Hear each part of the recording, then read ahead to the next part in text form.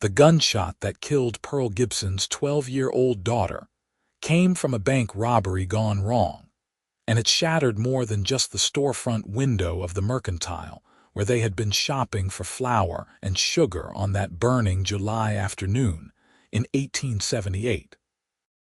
Pearl heard the thunder of hooves before she saw the riders. 4 men with bandanas pulled high over their noses, their revolvers spitting fire and lead as they burst from the Gila City Bank. Her daughter Lily had been standing near the window, admiring a bolt of yellow fabric that caught the Arizona sunlight just so, making her brown eyes sparkle with the kind of innocent delight that only a child could muster over something as simple as pretty cloth. Pearl had been negotiating with Mr. Henderson about the price of cornmeal when the shooting started. The window exploded inward in a shower of glass, and Lily crumpled without a sound, a red stain blooming across her chest like some terrible flower. Pearl's screams brought half the town running, but it was too late. She held her daughter in her arms while the blood soaked through her own dress, rocking back and forth on the floor amid the scattered glass and ruined merchandise, whispering prayers and pleas that went unanswered.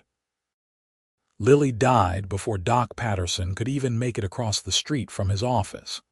The whole thing took maybe 5 minutes from start to finish.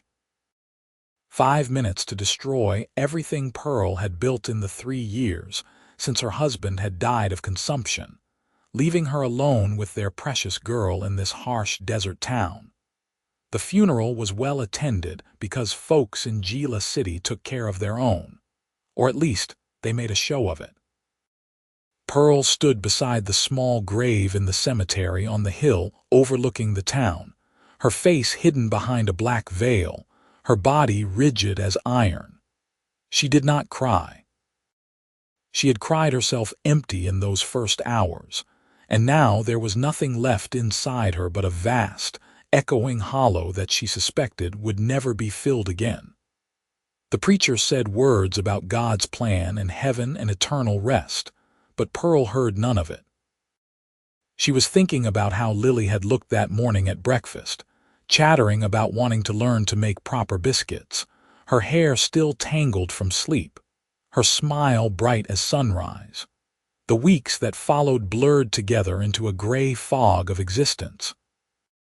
Pearl went through the motions of living because she did not know what else to do.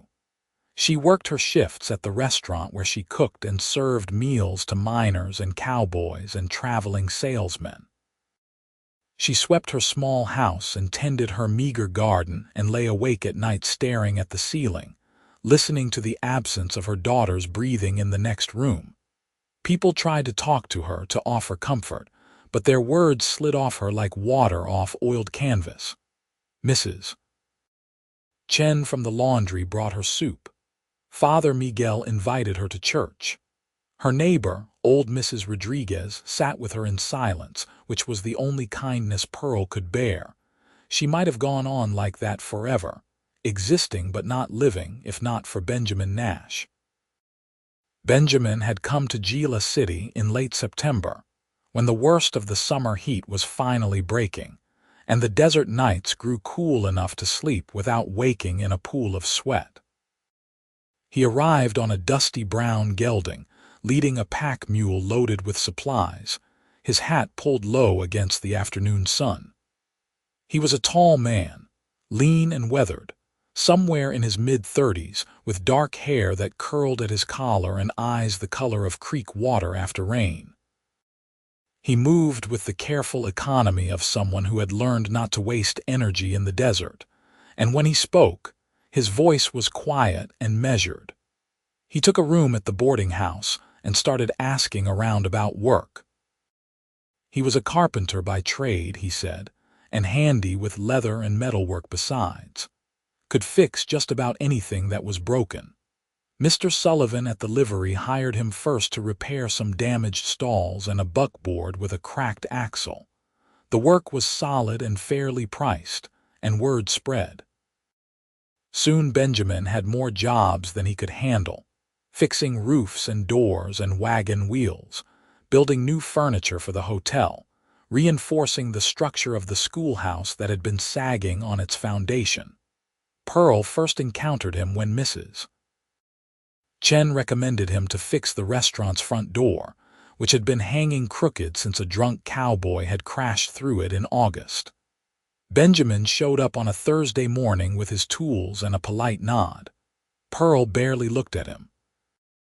She was kneading bread dough in the kitchen, her hands working automatically, her mind somewhere far away.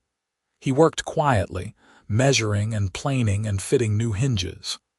When he finished, he came to the kitchen doorway and cleared his throat gently. Pearl glanced up, her hands still buried in dough. "Doors fixed, madam," he said. "Should swing true now." "How much do I owe you?" Her voice was flat, disinterested. He named a price that was more than fair. She wiped her hands on her apron and counted out coins from the jar she kept in the cupboard, dropping them into his palm without meeting his eyes. He thanked her and left. She went back to her bread. But Benjamin came back to the restaurant for dinner that evening, and the next evening, and the evening after that. He always sat at the same corner table, always ordered whatever the special was, always ate slowly and neatly. He never tried to make conversation beyond basic pleasantries.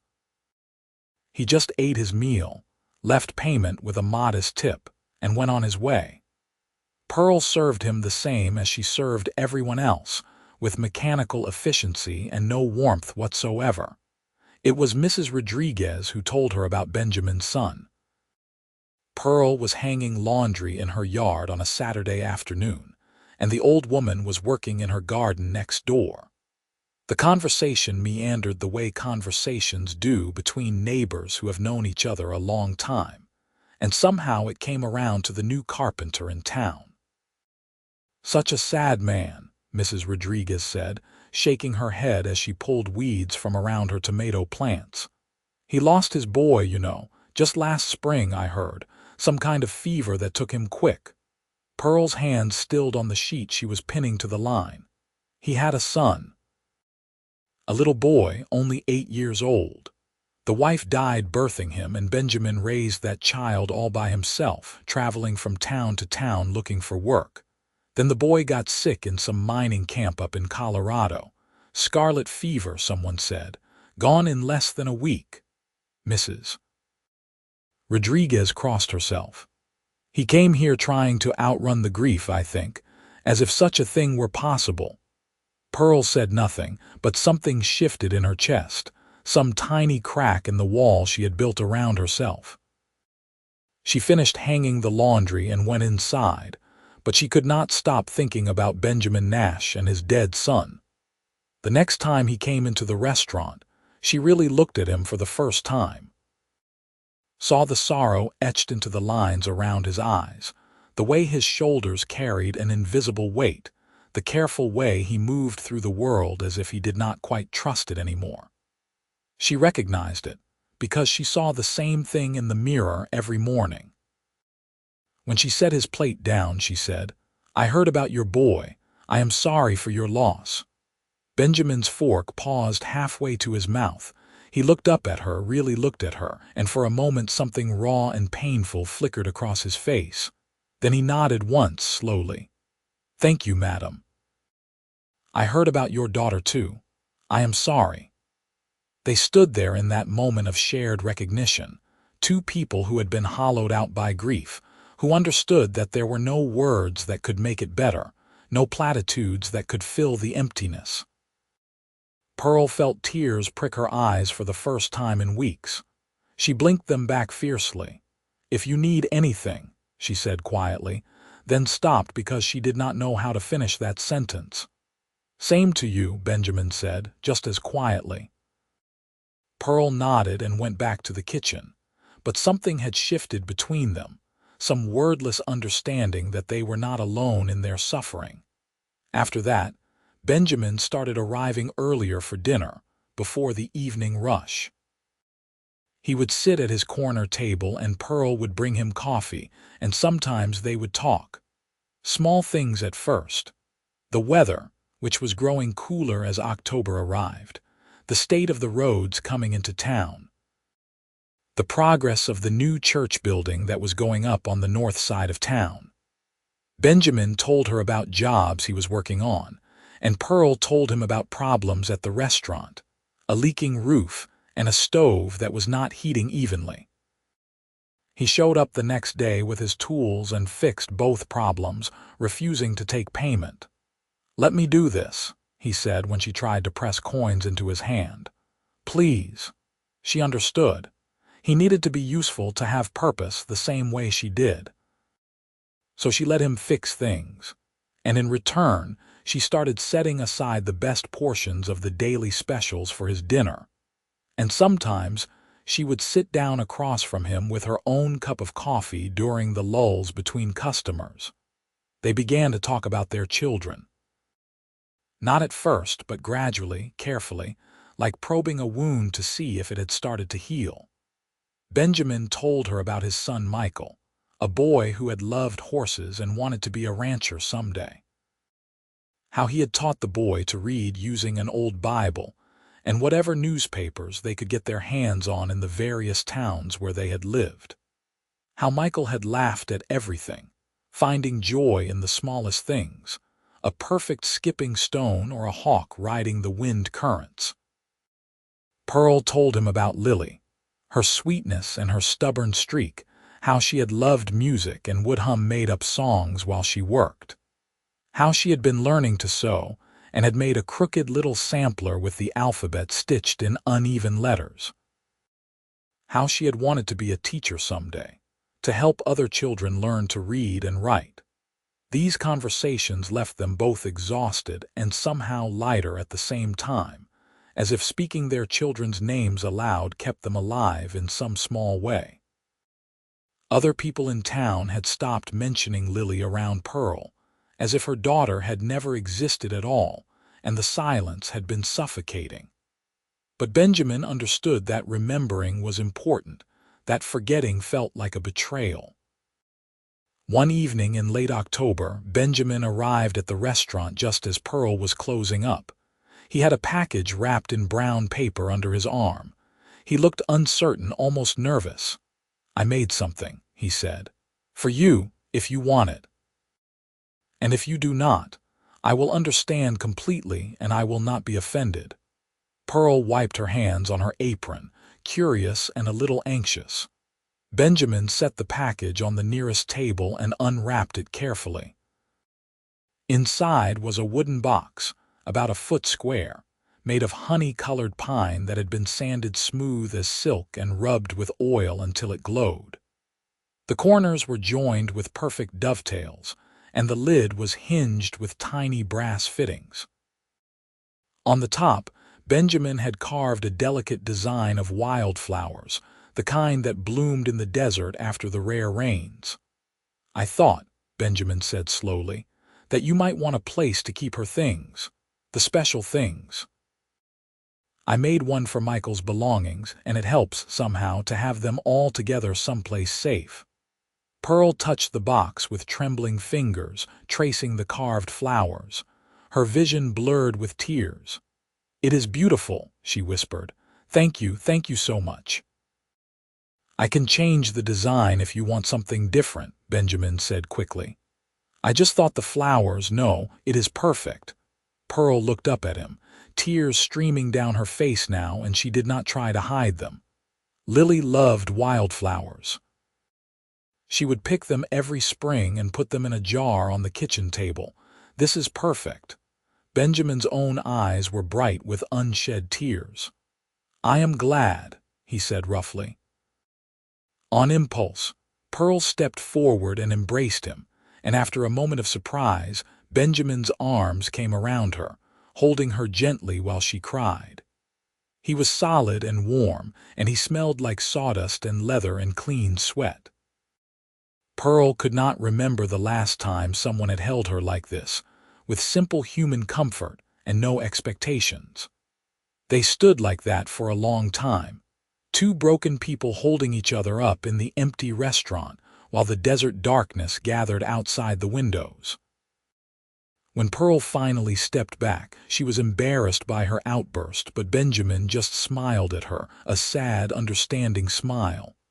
"It is all right," he said. "It is all right to cry." "I have been trying so hard not to," Pearl admitted. "I thought if I started, I might never stop." "I know. But you do stop eventually. And then you start again. And then you stop again. That is how it goes, I think." Pearl nodded, wiping her face with her apron. "Will you stay for coffee? I have some cake left from today. It is a little dry, but it is edible." Benjamin smiled. A real smile this time, small but genuine. "I would like that very much." They sat together at the corner table, drinking coffee and eating dry cake, talking about nothing important and everything important. When Benjamin finally left, well past dark, Pearl carried the wooden box home and sat on her bed with it in her lap. She gathered Lily's things: the crooked sampler, a rag doll with button eyes, a pretty rock collection, a baby tooth that had been saved in an envelope, a ribbon from her hair. She arranged them carefully in the box, handling each item with reverence, and when she closed the lid, she felt not the crushing weight of grief, but something softer, gentler. Sorrow, yes, but also love and gratitude that she had been given 12 years with her beautiful daughter. As November arrived and the desert grew cold at night, Pearl and Benjamin began spending more time together. He walked her home after the restaurant closed, a courtesy that made her feel safe in a way she had not felt since Lily's death. Sometimes they would sit on Pearl's small porch, wrapped in blankets against the chill, watching the stars wheel overhead in the vast dark sky. The silence between them was comfortable, no longer heavy with unsaid things. Benjamin told her about his life before Michael was born, growing up in Missouri and learning carpentry from his father. How he had met his wife Mary at a church social, and known within 5 minutes that he was going to marry her. How her death in childbirth had nearly destroyed him, but Michael had needed him, and so he had carried on. How he had tried to give his son a good life, even though they had never stayed in one place long enough to call it home.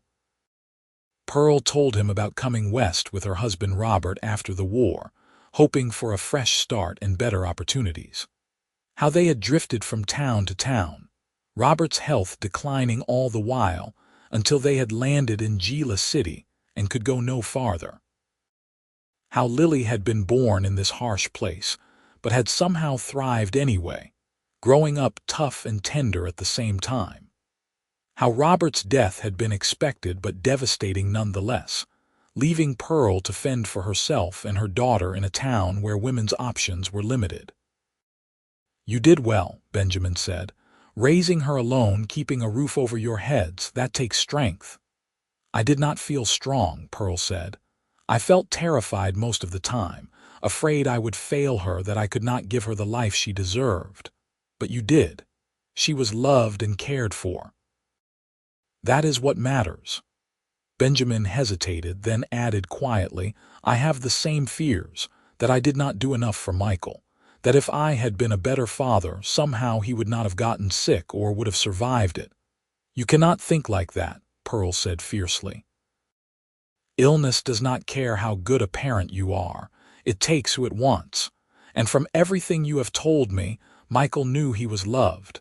That is the greatest gift you could have given him." Benjamin was quiet for a long moment. Then he reached over and took Pearl's hand, lacing his fingers through hers. His hand was rough with calluses, warm and strong. "Thank you," he said. "I needed to hear that." Pearl squeezed his hand, feeling something flutter in her chest that she had not felt in a very long time. Something that was not quite hope, but was moving in that direction. They began courting, though neither of them called it that at first. Benjamin would bring Pearl small gifts: a basket he had woven from willow branches, a wooden spoon he had carved and sanded smooth, a book of poetry he had bought from a traveling salesman. Pearl would save him extra desserts and mend his shirts when they needed patching. They went for walks together on Sunday afternoons, following the dry creek bed out of town and into the desert, where the silence was vast and clean. One Sunday in early December, they walked farther than usual, to a place where the creek bed widened into a sandy wash. Benjamin had brought a blanket and a basket with bread and cheese and apples. They sat in the winter sunshine, sheltered from the wind by the high banks of the wash, eating and talking. The conversation turned, as it often did, to their children. "I keep thinking I see him," Benjamin said, staring out at the scrubby desert brush. "Out of the corner of my eye I will catch a glimpse of a dark-haired boy, and for just a second, my heart stops. Then I realize it is someone else's child, and the grief hits me all over again." "I do the same," Pearl admitted. "I hear a girl laughing, and I turn around thinking it is Lily, or I catch myself buying extra flour at the mercantile because I forget she is not there to help me bake anymore." "Does it get easier?" Benjamin asked, his voice raw. "Does the pain ever truly fade?" Pearl considered this. "I do not think it fades, I think it changes. It becomes something you can carry instead of something that crushes you. At least, that is what I hope." Benjamin turned to look at her, his gray eyes intense. "You have helped me carry it, I want you to know that. These past months, talking to you, being with you, it has made the weight lighter." "You have done the same for me," Pearl said softly. "I was drowning in my grief. You threw me a lifeline. Pearl." Benjamin shifted closer, taking both her hands in his. "I know it has not been very long. I know we are both still healing. But I need you to know that I have come to care for you deeply. More than I thought I would ever care for anyone again after Mary died. You have brought light back into my life." Pearl's heart was pounding. "Benjamin, I care for you too, so much, but I am scared. I am scared to love someone again, to risk losing them." "I am scared too," Benjamin said. "But I think I am more scared of living the rest of my life alone, never taking the chance. We have both lost so much. Maybe we can help each other find something good again." Pearl looked into his eyes and saw her own fear and hope reflected back at her. She thought about how empty her life had been before he arrived, how the days had stretched ahead of her like a barren desert with no end in sight. And then she thought about how he made her laugh sometimes now, how she looked forward to seeing him, how his presence made the world feel less harsh and unforgiving. "Yes," she said. "Yes, I want that too." Benjamin's face lit up with a smile that transformed him, making him look younger and lighter. He leaned forward slowly, giving her time to pull away if she wanted, and kissed her gently. Pearl closed her eyes and kissed him back, feeling warmth spread through her chest like sunshine breaking through clouds. When they pulled apart, they were both smiling, tentative but real. They courted properly after that, with Benjamin asking permission to call on her formally, and Pearl accepting with a flushed face and a happiness she had thought she would never feel again. The town gossips noticed, of course, and there was talk. Some people thought it was too soon, that they should mourn longer before moving on. But most folks were happy for them, understanding that two lonely people had found comfort in each other. Benjamin met with Father Miguel to discuss marriage, and the priest, who was a kind man with wisdom earned through decades of witnessing human joy and suffering, gave them his blessing. "Grief is not something we overcome," he told them. "It is something we learn to live alongside. You too have learned that lesson, and you can help each other remember it when the hard days come. That is a strong foundation for a marriage." They were married on a cold January morning in 1879, just 6 months after Benjamin had arrived in town. The ceremony was simple, held in the new church that Benjamin had helped build. Pearl wore a dress of deep green that Mrs. Chen had helped her sew, and Benjamin wore his cleanest shirt and a string tie. There were no large celebrations, no big wedding party. Just a few friends, the priest's blessing, and the promises they made to each other to love and honor and help each other bear their sorrows. Pearl moved into the small house Benjamin had been renting on the edge of town, and they began building a life together. It was not always easy. There were days when the grief would crash over one or both of them like a wave, leaving them breathless and aching. Pearl would find herself setting the table for 3 before remembering that Lily was gone. Benjamin would wake from dreams where Michael was still alive, only to face the brutal reality of his absence, but they were patient with each other's pain. When Pearl needed to cry, Benjamin held her and let her weep. When Benjamin grew silent and withdrawn, lost in dark memories, Pearl sat with him and waited until he could find his way back to the present. They talked about their children often, keeping their memories alive, telling stories that made them laugh and stories that made them cry. Benjamin built a workshop behind the house, and his carpentry business grew steadily. Pearl continued working at the restaurant but cut back her hours so she could spend more time at home. She started a proper garden, coaxing vegetables from the stubborn desert soil. They attended church on Sundays and had dinner with Mrs. Rodriguez, who had become a sort of adopted grandmother to them both. In the spring, Pearl realized she was pregnant. The discovery filled her with a confusing tangle of emotions, joy and terror and guilt all mixed together. She waited until she was certain before telling Benjamin, and when she did, he reacted the same way she had, his face cycling through happiness and fear in rapid succession. "Are you all right with this?" she asked anxiously. "I know we did not plan for it so soon." Benjamin pulled her into his arms, holding her tight. "I am terrified," he admitted, "but I am also happy. Is that wrong, to be happy about a new baby when Michael is gone?" "I have been asking myself the same thing," Pearl said. "I feel like I am betraying Lily somehow. Like having another child means replacing her." "We are not replacing them," Benjamin said firmly. "We could never replace them. But we can honor their memory by living, by loving, by bringing new life into the world. I think they would want that for us."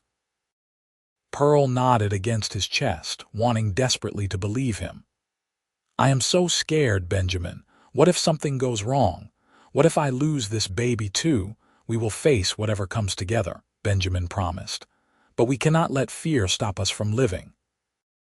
We have to believe that good things are still possible." The pregnancy was difficult for Pearl, not physically but emotionally. Every kick and flutter reminded her of when she had carried Lily, and the memories were bittersweet. She would sometimes stand in the doorway of the small room they were preparing as a nursery, hand on her swelling belly, tears streaming down her face as she thought about her daughter who would never know this new sibling. Benjamin was endlessly patient and supportive. He built a beautiful cradle from smooth oak, carving protective symbols into the headboard. He rubbed Pearl's aching back and brought her tea when she could not sleep. And when she had dark moments where she was convinced that something terrible would happen, he held her and reminded her to breathe, to take each day as it came. Mrs. Rodriguez and Mrs. Chen organized a small gathering for Pearl, bringing gifts for the baby, blankets and tiny clothes and advice born from their own experiences as mothers. Pearl was touched by the kindness, though she struggled to fully embrace the joy of it. Part of her was still too afraid to believe that she would actually hold a healthy baby in her arms. The labor began on a warm October evening, almost exactly a year after Benjamin had given her the carved memory box.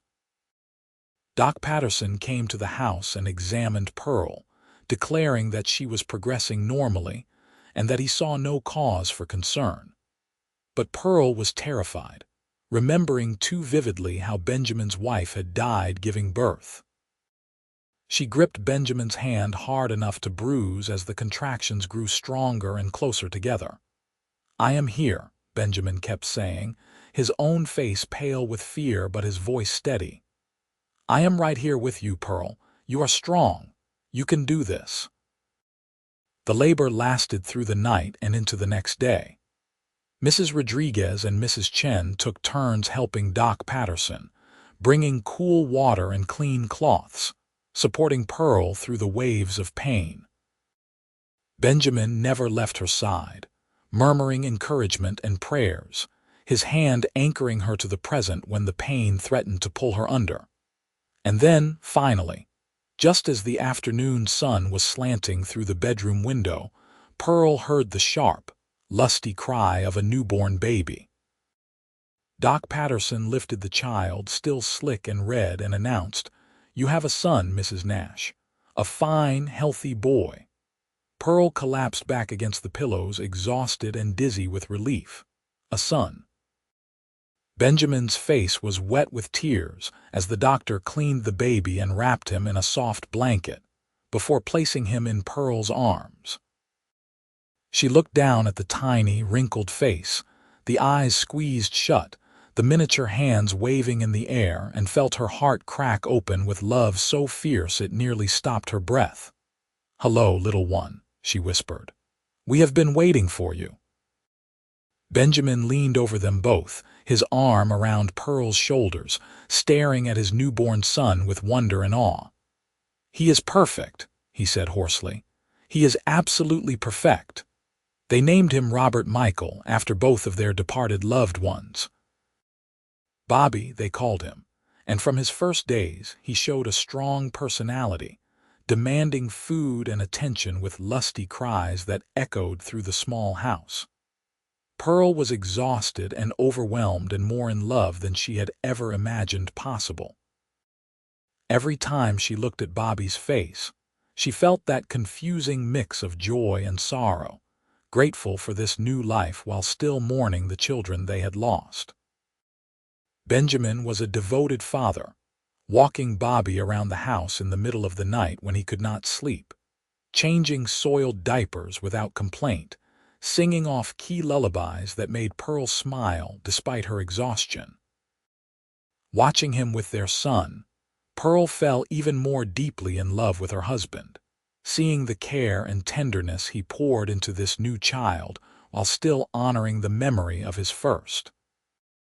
One night when Bobby was a few weeks old, Pearl woke to find Benjamin sitting in the rocking chair by the window, holding their sleeping son and crying quietly. She got out of bed and went to him, kneeling beside the chair and taking his free hand. "What is wrong?" she asked gently. "Nothing is wrong," Benjamin said, wiping his eyes with the back of his hand. "I was just thinking about Michael, wishing he could have met his little brother. He would have been so excited to have a baby in the house. He was always asking for a sibling." Pearl's throat tightened. "I think about that too, about Lily. She wanted brothers and sisters so badly. She used to beg me for a baby, and I had to tell her it was just going to be the two of us." "You think we are doing the right thing?" Benjamin asked, his voice thick with emotion. "Loving Bobby this much when we still miss them so desperately." "I think we are doing the only thing we can do," Pearl said. "We are loving the child we have while remembering the children we lost. It does not have to be one or the other. Our hearts are big enough for all of them." Benjamin nodded, looking down at Bobby's peaceful sleeping face. "I want him to know about them, about Michael and Lily. I do not want their memory to fade away." "We will tell him," Pearl promised. "When he is old enough to understand, we will tell him about his brother and sister in heaven. We will make sure he knows their names and their stories." As Bobby grew, the little house filled with new sounds, laughter and babbling and the chaotic energy of a curious toddler. Pearl and Benjamin found themselves healing in ways they had not expected, not because the new baby replaced their grief, but because he gave them a reason to focus on the future, instead of being trapped in the past. They still had hard days, moments when a memory would ambush them and leave them weeping. But those moments grew less frequent, less devastating, as time passed and life moved forward. Benjamin's carpentry business continued to thrive, and he took on an apprentice, a young man named Danny who showed real talent with woodworking. Pearl stopped working at the restaurant entirely so she could stay home with Bobby, and she started taking in sewing to earn extra money. They were not wealthy, but they were comfortable, and more importantly, they were happy. When Bobby was 2 years old, Pearl discovered she was pregnant again. This time, the fear was less sharp, tempered by the successful birth of their son. Benjamin was thrilled, already imagining Bobby as a big brother. The pregnancy was easier than the first, and when Pearl went into labor on a spring morning, she was calm and focused. This time, the delivery was faster and less complicated, and by early afternoon they had a daughter. She had Pearl's dark hair and Benjamin's gray eyes, and she came into the world with a determined cry that made both her parents laugh. They named her Hope, because that was what she represented, the possibility of joy after sorrow, of new beginnings after terrible endings. Bobby was fascinated by his baby sister, wanting to touch her constantly, to help with everything. Pearl and Benjamin watched their son with their daughter, and they felt the bittersweet ache of knowing that Michael and Lily would have been wonderful siblings too. But they did not let that thought poison their present happiness. They had learned to hold grief and joy in the same hands, to honor the past while embracing the future. As hope grew, the Nash household became even livelier. Bobby was a wild, adventurous child who kept his parents constantly vigilant, while Hope was more thoughtful and observant, content to sit and watch the world around her. Pearl and Benjamin raised them with stories of the brother and sister who had come before them, making sure that Michael and Lily were not forgotten, but were instead woven into the fabric of their family history. On Lily's birthday each year, Pearl would bake her daughter's favorite cake and take it to the cemetery, sitting by the small grave while Bobby and Hope played nearby. On the anniversary of Michael's death, Benjamin would take the family out into the desert to a spot he had found where wildflowers bloomed, and they would pick flowers and tell stories about the boy who had loved horses and laughter. The children grew up knowing that grief was a part of life, but so was resilience and love. They learned that it was possible to be sad about what was lost while still being grateful for what remained. And they learned by watching their parents that two broken people could come together and create something beautiful and whole. Years passed. Bobby grew tall and strong, learning carpentry from his father and showing the same natural aptitude that Benjamin had possessed at his age.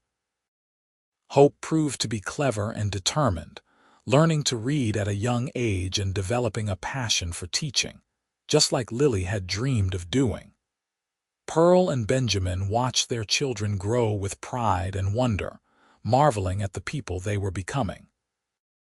When Bobby was 10 and Hope was 8, they sat down with their children and told them the full story of how their parents had met and fallen in love.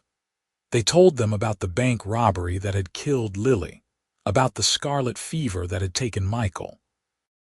They told them about the long, dark months of grieving alone and about finding each other in the midst of that darkness.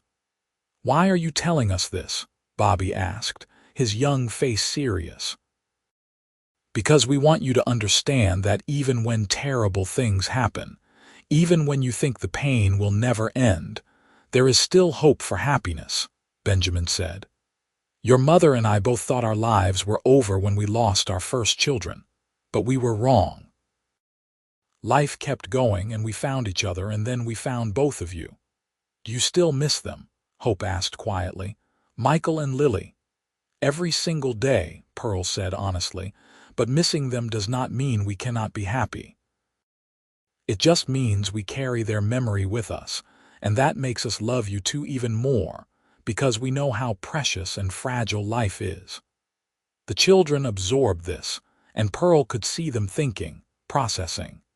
That night, she found Hope sitting by the window in her room, staring out at the stars. "Are you all right, sweetheart?" Pearl asked, sitting beside her daughter. "I was just thinking," Hope said slowly. "I wish I could have known Lily. She sounds like she would have been a wonderful sister." "She would have loved you," Pearl said, her voice thick with emotion. "She would have loved both of you so much." "You think she can see us from heaven?" Hope asked. Pearl considered the question.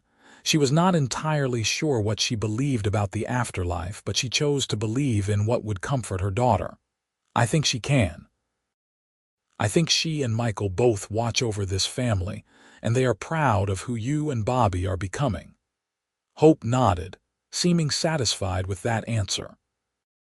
She leaned against her mother, and Pearl wrapped her arms around her daughter, sending a silent prayer of gratitude to whatever force in the universe had allowed her to have this second chance at motherhood. As the children grew older, they asked more questions about their siblings in heaven, and Pearl and Benjamin answered honestly, keeping the memories alive. They told funny stories about Michael's antics and Lily's stubborn streak. They showed the children the carved memory box that held Lily's treasures, and Benjamin brought out the similar box he had made for Michael's belongings. Bobby and Hope treated these objects with reverence, understanding that they were touching pieces of family history. The town of Gila City grew and changed around them. New businesses opened, the railroad came through, and the wild roughness of the frontier began to give way to more settled civilization. Benjamin's carpentry business expanded, and he eventually opened a proper shop on Main Street with Danny as his full partner. Pearl started a small school in their home for the youngest children in town, discovering that she had a talent for teaching, just as Lily had dreamed of having. Bobby grew into a fine young man, falling in love with the daughter of a local rancher, and marrying her in a beautiful ceremony when he was 22.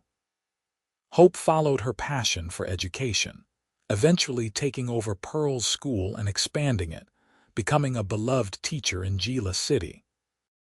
Both children gave Pearl and Benjamin grandchildren, filling their later years with the chaos and joy of a growing family. Through it all, Pearl and Benjamin remained devoted to each other, their love deepened and tempered by the trials they had survived together. On their 25th wedding anniversary, they took a trip back to the spot in the desert wash where Benjamin had first told Pearl he cared for her.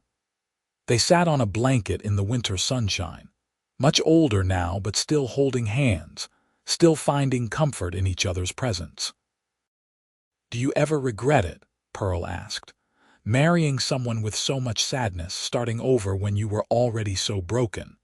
Benjamin looked at her with those gray eyes that had first seen through her grief all those years ago. "Not for a single moment. You saved my life, Pearl. You gave me a reason to keep living when I did not think I had any reasons left." "You did the same for me," Pearl said softly. "I was drowning and you pulled me to shore." "We saved each other," Benjamin said. He reached into his pocket and pulled out a small carved wooden horse, worn smooth from years of handling. It had belonged to Michael, one of his favorite toys. "I still carry this with me everywhere. I still think about him every day." Pearl pulled out a small ribbon from her own pocket, faded yellow fabric that had once been in Lily's hair. "I carry this, and I still talk to her sometimes, telling her about Hope and Bobby and the grandchildren. I like to think she hears me." They sat in comfortable silence for a while, two people who had learned that grief and joy were not opposites but companions, that it was possible to honor the dead while celebrating the living. The desert wind blew gently around them, carrying the scent of sage and creosote, and overhead, a hawk circled lazily in the vast blue sky. "We have had a good life," Benjamin said eventually. "Despite everything, despite the losses and the pain, we have built something good." "We have," Pearl agreed. She leaned her head on his shoulder, feeling the solid warmth of him, the steady beat of his heart. I am grateful for all of it, even the hard parts, because they led me to you. As they sat together in the desert wash where their love had first taken root, Pearl thought about the long journey that had brought them to this moment. She thought about Lily, her precious daughter taken too soon by senseless violence. She thought about Michael, the boy she had never met but had come to love through Benjamin's stories. She thought about the dark days of grief when she had been certain she would never smile again, never feel anything but pain. And then she thought about everything that had come after, the slow healing, the tentative friendship that had blossomed into love, the marriage and the children and the grandchildren, the life they had built together from the shattered pieces of their separate sorrows. The pain of losing Lily had never truly gone away. It had simply changed, becoming part of the fabric of who Pearl was, woven into her story alongside the joy and the love and the second chances. She had learned that grief did not have an expiration date, that she could miss her daughter desperately even while being grateful for her sons and daughter, and the family she had with Benjamin. They had grieved together, she and Benjamin. They had held each other through the worst of it, had spoken their children's names when no one else would, had validated each other's pain and given each other permission to keep living. And in doing so, they had healed together, not by forgetting or moving on, but by learning to carry their losses with grace and allowing new love to grow alongside the old sorrow. As the afternoon sun began to sink toward the horizon, painting the desert in shades of gold and rose, Pearl and Benjamin packed up their blanket and started the walk back toward town. Their steps were slower now than they had been 25 years ago, their bodies marked by age and work and the passage of time. But they walked hand in hand, still finding strength in each other, still grateful for every day they had together. When they reached the edge of town, they could see Hope's schoolhouse with children playing in the yard, and Bobby's carpentry shop with his own son learning the trade in the workshop. They could see the church where they had been married, the cemetery on the hill where Lily and, eventually, Michael's memory stone rested. They could see the whole of the life they had built, imperfect and beautiful and hard-won. "I love you," Benjamin said, stopping to look at his wife in the fading light. "I have loved you from that first moment when you looked at me and saw past my grief to the person underneath. I will love you until my last breath and beyond."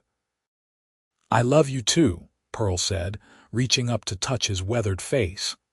"Thank you for finding me when I was lost. Thank you for helping me remember how to live." They kissed, soft and sweet, a kiss that held 25 years of shared history, of tears and laughter and quiet moments of understanding.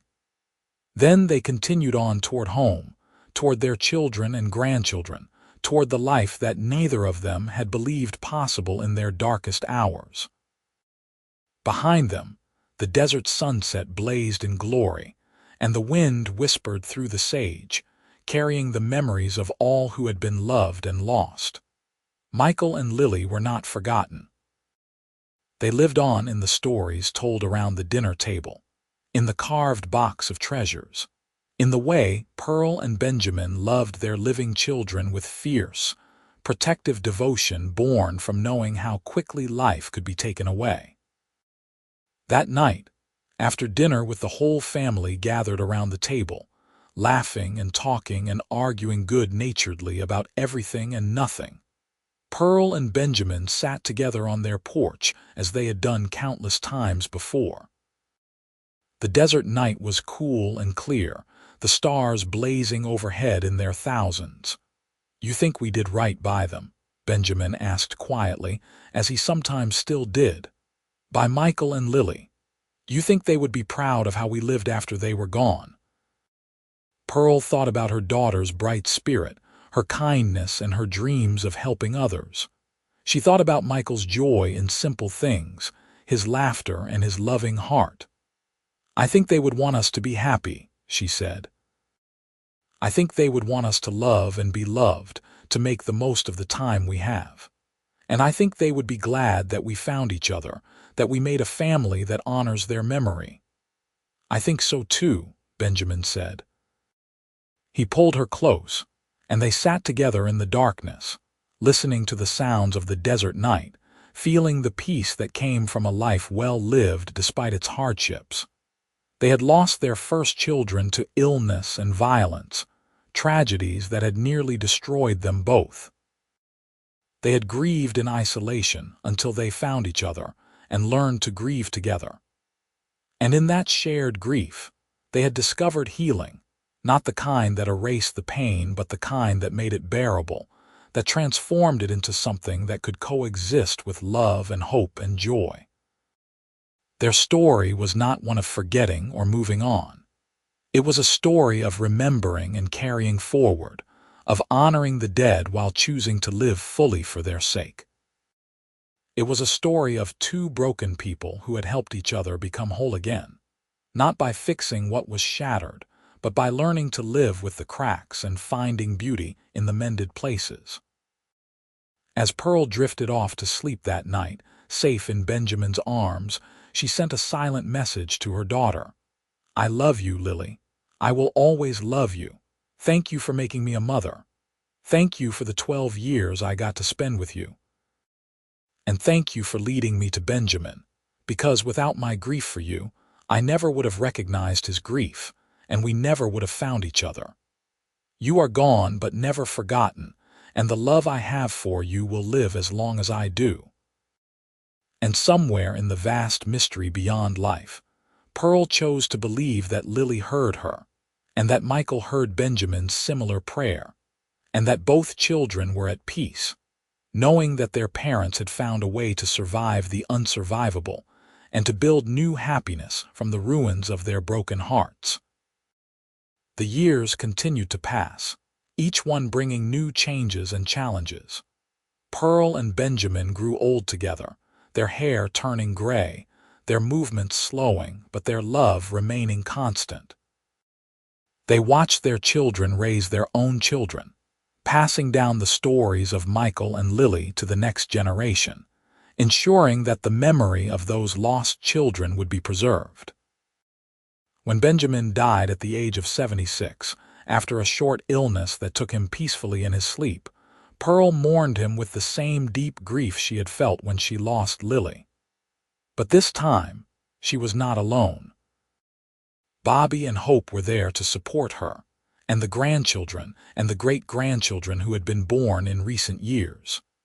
They all gathered around her, reminding her that she was loved, that Benjamin's legacy lived on in all of them. Pearl lived another 5 years after Benjamin's death, spending her days in the house they had shared, surrounded by the furniture he had built and the memories they had made. She kept both of the carved memory boxes on her dresser, Lily's and Michael's treasures side by side, joined now by items from Benjamin. His favorite pipe, his worn leather gloves, the wedding ring he had worn for over 40 years. On a quiet autumn morning, Pearl died in her sleep with a smile on her face. Hope found her that afternoon, lying peacefully in the bed she had shared with Benjamin, looking as if she had simply drifted away. On her nightstand was a letter she had written to her children, to be read after her death. Hope gathered the family and read the letter aloud, her voice breaking with emotion. My dearest children, if you are reading this, then I have gone to join your father and Lily and Michael, and I hope I will find them waiting for me with open arms. I want you to know that my life, though marked by terrible losses, was also filled with incredible joy, and most of that joy came from all of you. I want you to understand that it is possible to survive the worst that life can throw at you. When I lost Lily, I thought my life was over. I could not imagine ever feeling happiness again. But your father found me in that darkness, and together we learned that grief does not have to be the end of the story. It can be the beginning of something new if we let it. Never forget Michael and Lily. Tell your children about them and your children's children. Keep their memory alive, because as long as they are remembered, they are never truly gone. But do not let grief define you. Honor them by living fully, by loving deeply, by finding joy wherever you can. Your father and I built a beautiful life from the broken pieces of our hearts. We created a family that honors the past while embracing the future. That is our legacy to you, and I hope you will carry it forward. I have loved you both more than words can express. You and your children have been the greatest gifts of my life.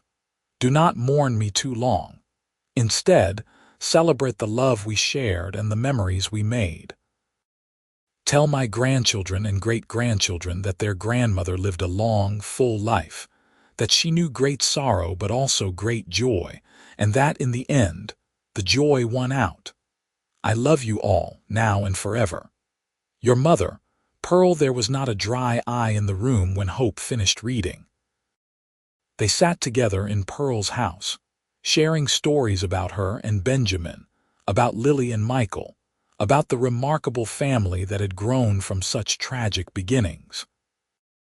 Pearl was buried next to Benjamin in the Gila City Cemetery, on the hill overlooking the town they had called home for so many years. Lily's grave was nearby, and Michael's memory stone was there too, all of them together at last. The family planted wildflowers around the graves, the kind that bloomed in the desert after rare rains, the kind that Benjamin had carved into the memory box he had made for Pearl all those years ago. And life went on, as it always does. Bobby continued his father's carpentry business, and his sons after him.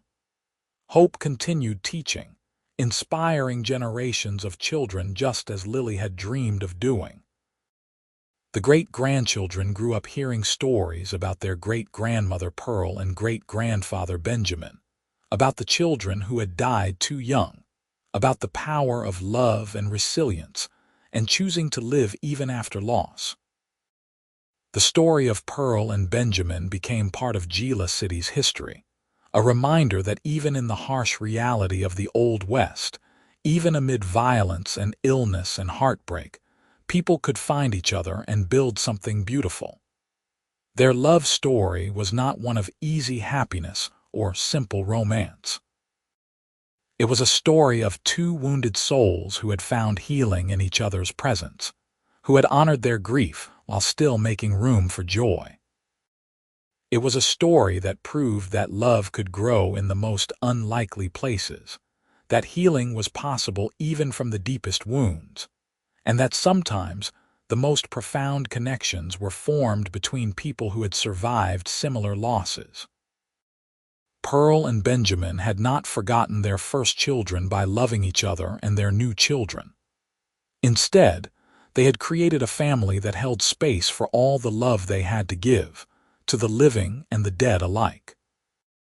Their legacy lived on in the faces of their descendants, in the stories told around dinner tables, in the memory boxes passed down through generations, and in the wildflowers that bloomed every spring on the hill overlooking Gila City.